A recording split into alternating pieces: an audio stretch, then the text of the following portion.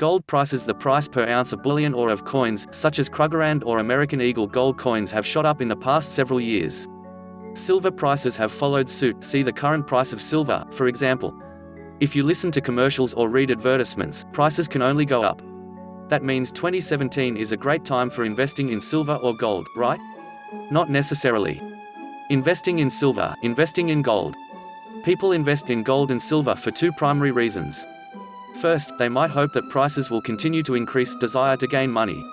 Otherwise, they believe that other investments will decrease in value, desire not to lose money. Yet how do you know when either will happen? Gold and silver both have practical uses. A lump of precious metal is often pretty. You can admire it. You can make it into jewelry. You can use it as a component in certain industrial processes. Beyond that, a gold coin sits on your shelf and collects dust. Any value it gains is independent of its existence. It's just a coin. Due to circumstances outside of your control, it could be gaining value now or it could be losing value. Compare that to a business. Any good business worth owning will make you money.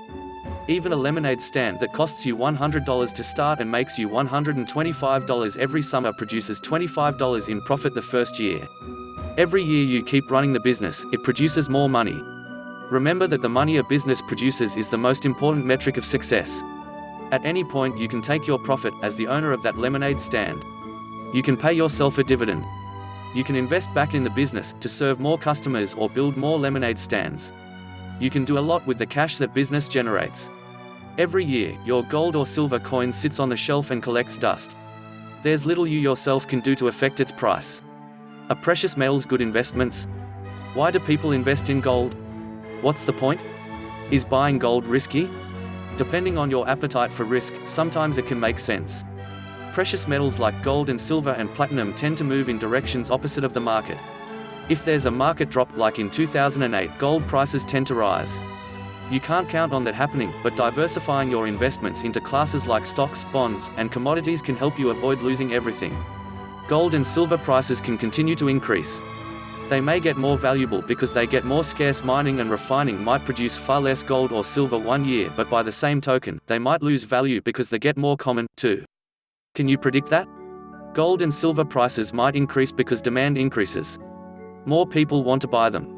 That's probably why there are so many advertisements to buy gold or silver. Then again, demand might decrease. Can you predict that? Maybe they'll do neither.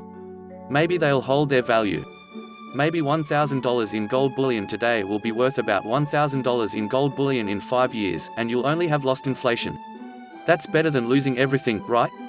Meanwhile, all of those great businesses worth owning make real money every year. This profit gets returns to investors as dividends or stock buybacks or other investments to make even more money in the future. Meanwhile, what's the market for your Kruggerand? It's not as easy to sell as a share of gold. You need to have someone evaluate its condition and then find a buyer willing to negotiate with you for some fraction of what it might be worth. You could melt it down for its value as a fixed amount of gold, but that's illegal for many currencies and you won't necessarily get the full value of the coin. How do you sell gold? If you do own gold and want to turn it back into cash, how can you do that? How easy is that? Or what if there's no cash available?